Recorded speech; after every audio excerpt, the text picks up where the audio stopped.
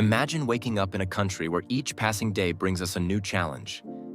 It is an unbearably hot morning because, surprise, surprise, there is no electricity.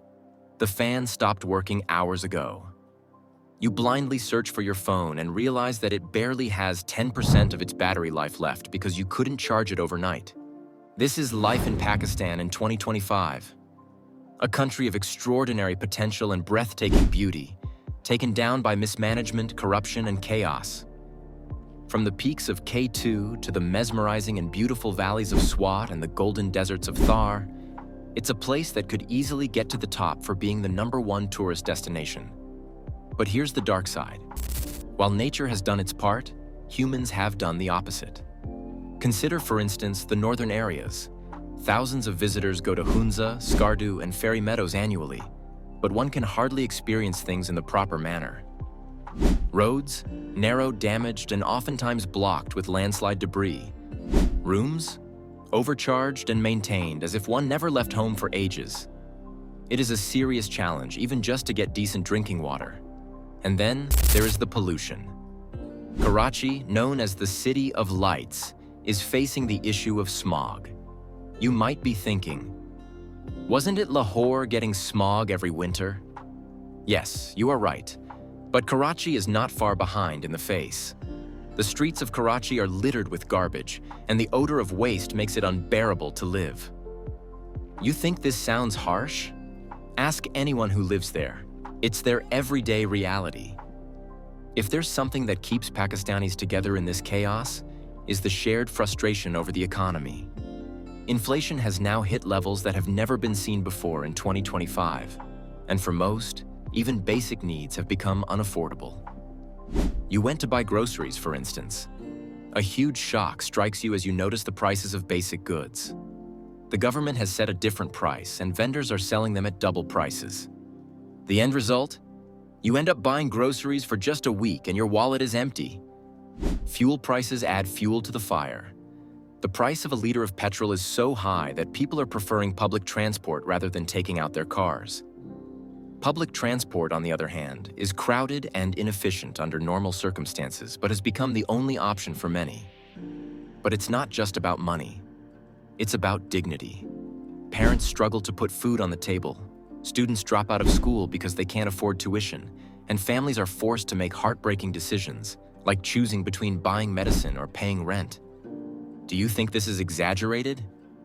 It's not. This is the grim reality of millions of Pakistanis. Politics in Pakistan is nothing but a circus. The next day will bring another scandal, another protest, or a new promise that everyone knows is not going to be kept. Rather than solving issues faced by the majority, political leaders blame each other for the consequences.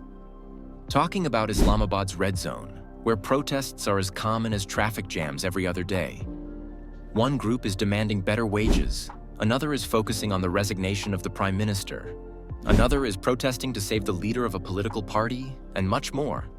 It's not the end. There is more to it. Elections, when they happen, are no better.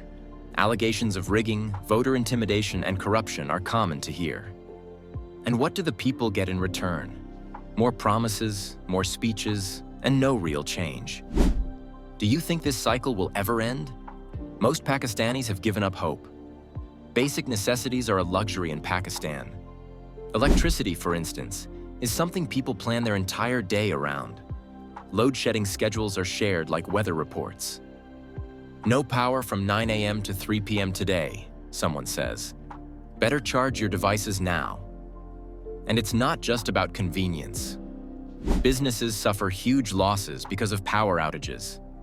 Factories shut down, offices come to a standstill, and students can't even study properly.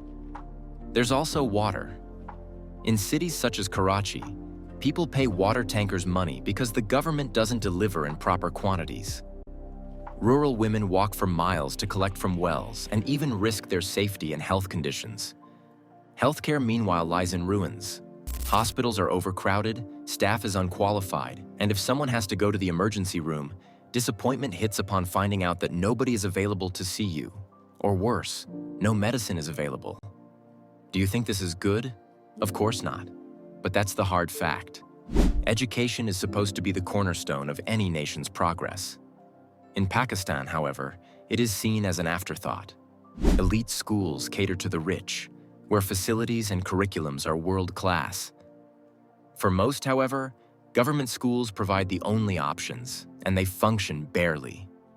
If you happen to visit a government school, you will see classrooms without desks, teachers without qualifications, or those qualified have low salaries and students without textbooks. Many schools don't even have basic facilities like bathrooms or clean drinking water. And then there are the millions of children who don't go to school at all.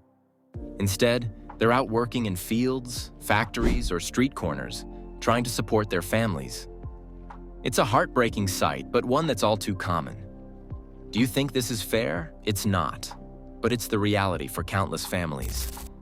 The society of Pakistan is a rich blend of traditional values, various cultures, and modern influences. There is one section that is tech-savvy, progressive, and ready to see change happen. On the other side, you have the traditional side that never allows any modernization in their tradition. Take the case of women, for instance. In the field of technology, in sports, or in media, many women have broken barriers. There are still other women who have to fight hard for basic rights such as education or the right to choose a spouse. Religious and ethnic minorities face the same problems. This isn't what Pakistan was supposed to be, is the voice of many people in Pakistan. And they're right. But behind this dark side, Pakistanis have a treasure of resilience. No matter how tough things get, they often find a suitable way to cope with it. When disaster strikes, whether it is a flood, earthquake, or economic collapse, this nation always stands with each other. People donate whatever they can, volunteer their time, and support one another in ways that make them believe in humanity again. Even in their daily lives, Pakistanis find ways to celebrate. Weddings, cricket matches, and religious festivals are occasions of joy, even when money is tight. It's this spirit of togetherness that keeps the country alive. So, is there hope for Pakistan? The answer is complicated. On one hand, the challenges are enormous. Corruption, mismanagement, and social inequality are deeply ingrained. On the other hand, the potential for change is undeniable. Life in Pakistan is not easy. It is chaotic, unpredictable, and frustrating. But it's also a place of extraordinary beauty, rich culture, and unshakable hope. So, what do you think? Is Pakistan the most impossible country to live in?